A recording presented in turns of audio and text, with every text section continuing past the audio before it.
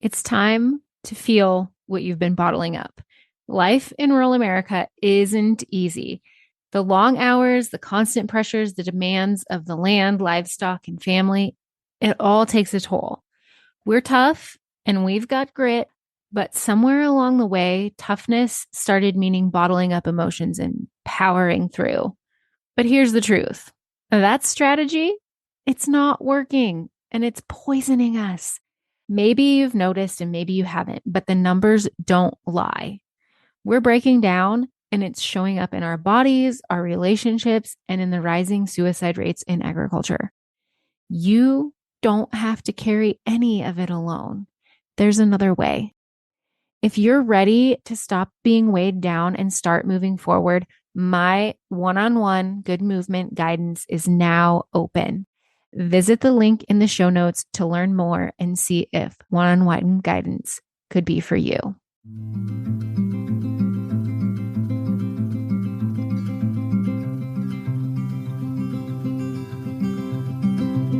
I'll carry you, you carry me, we'll help each other through it. Come on and see, good movement draws good movement. Welcome to Good Movement Draws Good Movement, the podcast where farmers, ranchers, and rural folks can grow relationally through awareness, understanding, and effective communication. Hey, it's T. I'm your host, and I, along with my guests, will be covering topics related to drawing good movement. Things like self and social awareness, brain science, positive psychology, extending grace, and so much more. We'll share tools that can help you understand why you are the way you are, why others are the way they are, and how you can use that to step out of self-told lies with grace and compassion to draw good movement in conversations, relationships, and life in rural America. Let's go draw good movement. Welcome back to the Good Movement Draws Good Movement podcast. Today, I have a guest with me who will be a recurring guest. If you follow me on social media, you might know him, Mr. FFB.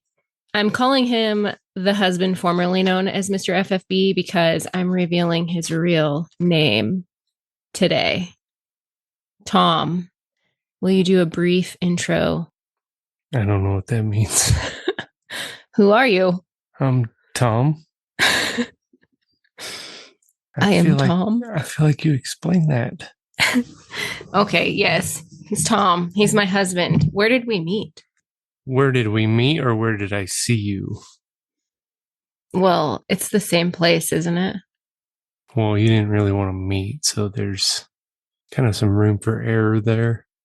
Yeah, but that was the first interaction that I don't recall, but we still met. Yep. But we still met at the same place. Yeah. So where was it? I asked you that question. Oh, it was at, I don't even know what you call that place. Like the grad student part of the university at Lincoln on East Campus. Ruminant Nutrition Department. There you go. That's it. Yeah. Okay. Well, that was a great intro, babe. Tom and I met in 2005. Yep. And I didn't know about good movement then, did you? I did it for cows. Yeah. Well, I don't recall the first time that he tried talking to me, but I actually thought when he told me the story that he was not telling me the truth until he had some corroboration a decade later. Oh, at least. Yeah. But his story was true. One thing led to another. We dated, we got married. Here we are, ranching in the Sandhills together. Is that how it went? That's maybe not. That's sugar-coated, yes. That is the Cliff's Notes. That is definitely Cliff's Notes. Okay. Well, when was the first time, or like when did you learn about good movement in cattle? I had a beef production class. Dr. Tom was there in like 03, 04. I think Dr. Tom Knopfsinger was at school. When you did your undergrad? Yep. And that's where I learned about it. And then kind of did some research on my own to find out a little bit more. Pretty interested. What did you find most interesting about it? Well, just, I don't know if it's interesting. It was interesting to me. Like, I kind of grew up in a cow calf feedlot deal, and I don't know. I remember just having a lot of empathy for things that weren't, maybe could have been done better. I don't know. So you were interested in learning more about the animals and how you could communicate with them. Oh, yeah, absolutely. Yep. So you learned about good movement in 0304, and then you started implementing it right away, or you went and you learned more about it, like researched it more on your own, or how did that go? Well, I don't know. That was a long time ago. I know, right? Don't you think that when you start implementing the principles of stockmanship and especially good movement, that it just becomes intuitive and you don't even think about it anymore? Yes, absolutely. I think about that kind of a lot. Like especially right now, when we're moving calves and stuff, I'll get somewhere and I'll be like, why did I even come over here? Like, I know this is the right place to be, but it's also like you almost have to fight the urge to go to the right place after you've been doing it for a long time. Oh, yeah, it's pretty tough to be in the wrong place anymore. I don't know. I mean, it still happens. It's easy for us to talk about it here, like we think we're always right, like we think we know better than everybody else, but I don't know that that's true. But I know I've seen what we can do by ourselves, even without the dogs, and not everybody can do that. People can say they can do that, but I guess actions speak louder than words, and maybe, I don't know, maybe we've lost some of our skill set due to time, but boy, when you really stop and slow down and kind of get back to roots, if you'd call them that, we can get a heck of a lot done with not very much effort. Yeah, that's for sure. We can get a lot done with not a lot of effort, but even knowing what we know and practicing it on the daily, like there's still sometimes that good movement just isn't there for us. Like you and I have gone out to the pasture before and turned around and headed home. Like we've gone out intent on moving something with our horses saddled and loaded in the trailer. And then we've turned around and come home because our minds aren't right. Yeah, that's kind of a rarity, but yeah, it has happened for sure. Yep. Yeah. So you have known about good movement and stockmanship for 20 years. Yep. Oh my gosh, yes. When did you subscribe to the idea that good movement principles could also apply to humans? Well, how long have you been doing this? 4 years, 5 years? Well, I had the idea in 2016 that it was applicable, but I didn't start actually putting the pieces of the puzzle together until, 4 years ago. So, how old is Brandy Bailey? When would she have been in college? Like before she went to nursing school? I don't know. So I would say probably right as she was going to nursing school, she came home and we had a conversation one time. And she's not a people person. Well, let me correct that. She wasn't really a people person. And she said she had a long talk with her dad, and he suggested like applying those principles to people of like the stockmanship stuff that Bud had practiced years and years ago. And then I kind of started to think about things a little different. Maybe those would apply to people, but I don't know what I don't know. So I don't know how to apply that. Like I can't just change what I'm quote unquote working. Yeah, you can. But I would say that I've seen the real shift in you in applying these principles to people because the first thing that you have to be when you're working stock is self aware, right? Oh, absolutely. And so I would say that I saw you start implementing that as it applies to humans 2, 3 years ago, Oh, I'd say when you first started this gig. like 3 weeks ago when I started podcasting. No, before that. When you started the Good movement trainings. Yeah. Well, it was more when I started the Type It Out podcast with Cass, Oh, right? absolutely. Absolutely. When I first heard Cass's voice and kind of sorry, Cass, the shit that goes through her head, it's like, oh my God, I found a friend. Cass and Tom are the same type on the Enneagram. And so we did an episode where we interviewed Cass about being a type 1, and Tom listened to be supportive and get us more downloads, and he walked away learning something. Oh, it was scary. It was very scary. I think self-awareness in general is scary. You have to be awake to things that aren't that savory. Well, I don't know if it's scary. It's just, well, yeah, it's scary. But the scary part is you don't know where to go to fix it. Like you're aware of it, but then what? Like Yeah. people are aware of a lot of things. But you did use what you learned and your awareness. So how did you get there? Well, I wouldn't say I got there. I said I would say I was brought there because this is kind of your life now. And it's become our life now. Yeah, but you see the value in it. Oh, 100%. Like this stuff is the second biggest thing that has changed my life since Sogmanship is this personality typing system setup. I would say not so much. I mean, yeah, the personality typing system was the gateway, but I would say it's more applying the principles of good movement to humans, because you're doing that now. And what expedited the process was learning your Enneagram type and being more self-aware using that tool, right? Oh, yeah. Yeah. Okay, just using you and I and how we communicate, what things have you learned and do differently now that you didn't before?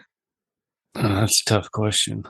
I mean, we've always been decent communicators, I think. Our relationship really blossomed over Oreos and milk and long talks after work at our kitchen table. Oh, yeah. Do you remember what Mom said at her wedding? No. You don't? No. So you remember the part where they bring all the old, sorry, Mom, they bring all the old couples out and they're like, okay, if you've been married less than 24 hours, get out. Yeah. 5 years, 10 years. Mom and Dad were the last ones standing at our wedding, if you remember that. I do remember that. And the DJ guy came over and asked Mom what piece of advice you can give the new couple. And Mom said, communication, communication, communication. I always knew I liked her. Well, you are her favorite daughter-in-law. I know I'm her only daughter-in-law, but still favorite. Yeah. And it still makes me feel good every time she says it, even though I know I have zero competition. I just really like it when she tells me that. Yeah. I should get your mom on as a guest sometime. That'd be fun. That would be super fun. That could be fun. So if you can't think of anything, I'll go. What was the question? Shit. I'm turning into you. How have you used what you learned and applied it to how we communicate? Oh, probably just back to the self-awareness. Nobody appreciates being gotten after or belittled or degraded. And, even if it's joking, sometimes with the wrong person, it gets taken out of context. And well, I agree. So Tom has an inner critic, and sometimes that inner critic gets pretty loud and it just comes out his mouth. And he's not really being critical of whoever's around, which is usually me. He's just letting what's in his head come out his mouth. And so he's gotten more cognizant that happens, and he doesn't do it nearly as much as he used to. And I'm aware that it's not directed at me. It's just he's got to let it out. And so then I can extend him more grace knowing that he's not getting after me. But in another way, I think that you have changed that I have noticed is that you recognize now that I need extra time in the morning. And so you don't push me to hustle and get out the door. Like you let me kind of take my time and have have my coffee. And, you'll go out and start catching and saddling horses or whatever. And then I'll meet you down at the barn, which I really appreciate. Oh yeah. It's still tough. I mean, we've always been trained like you get up early and you get out and you get after it, and that has been tough. But I yeah, get up like I get up early. I just yeah, go to my that's true. chair and get after drinking my kefir and my coffee. That's true. That's true. You're not wrong. I mean, it's just yeah. Well, we can talk about, I thought we had a really good conversation on Friday. Do you want to talk about that? What happened on Friday? Well, remember when you told me to pull the kick truck through and I did, and I shut it off and I got out and you said, a little farther forward. And I came out in a toot and you're like, are you mad? And I'm like, no. Farther forward? Yeah, you wanted me to pull the kick truck farther forward, like farther in through the gate. Oh my word, I don't remember this. Where? On the meadow with the calves. You don't remember our conversation? Mm-mm. You asked me if I was mad, and I said, no, I'm not mad.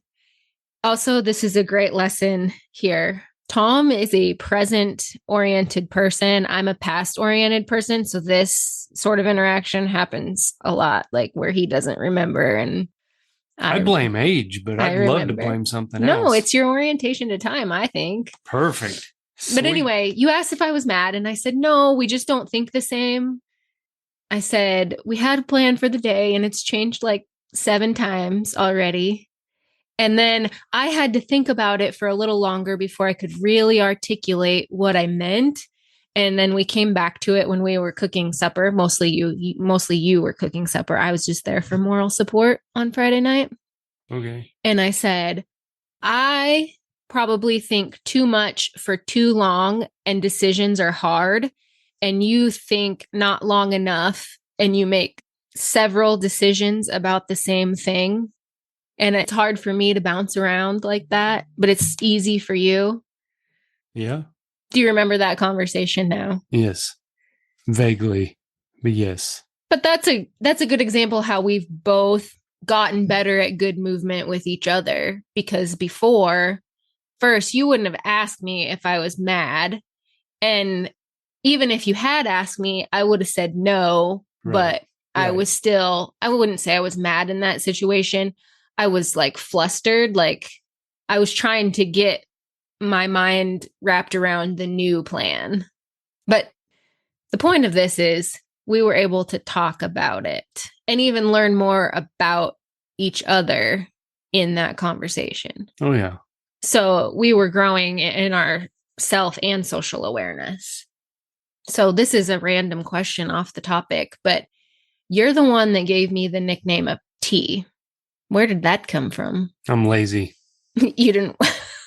Too much effort to say Terryn? Yes. Well, it's stuck. Well, everybody, like, they can't get it right. They can't say it right. They can't spell it right. They definitely can't spell it right. Most people can pronounce it right if they see it. Yeah, if they see it. Except for one professor I had in college. He called me Trin.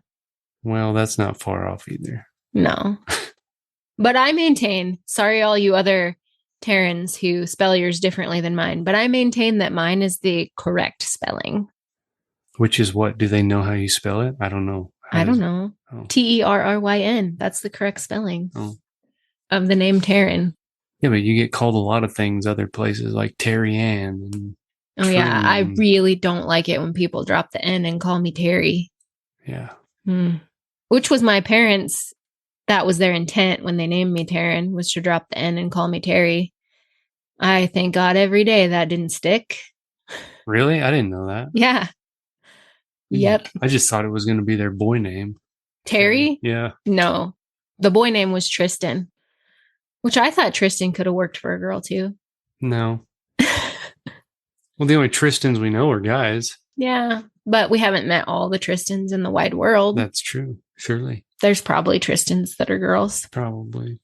Doesn't really matter anymore, right? No. I'm not a Tristan. I'm a Terryn. Onward. Okay. Well, this has been a riveting, fun conversation. Wait, it's over? Well, what else would you like to talk about? Oh, I don't know. I was just going to say that if you enjoyed this conversation, you are in luck, my friend, because Tom, the husband formerly known as Mr. FFB, Do we want to talk about why you're Mr. FFB in the first place? I don't even know if I know why. Yeah, because when I started sharing online, you didn't want me to put your name out there. So I gave you the name Mr. FFB because I was Faith, Family, and Beef everywhere. So you were Mr. Faith, Family, and Beef or Mr. FFB. But you're not anymore. Your name has been revealed. Yeah, the former Tom. artist. The husband formerly known as Mr. FFB. Oh, yeah, that's right. Yeah. So, like I said, if you've enjoyed this conversation, you are in luck because Tom is going to be a regular guest. I don't know yet with what regularity that will be, but he will be on the show in a recurring role. How excited are you about that? I'm elated. I knew you would be. I mean, I think it's a great idea. We have really good conversations. Sometimes, yeah. What? Sometimes.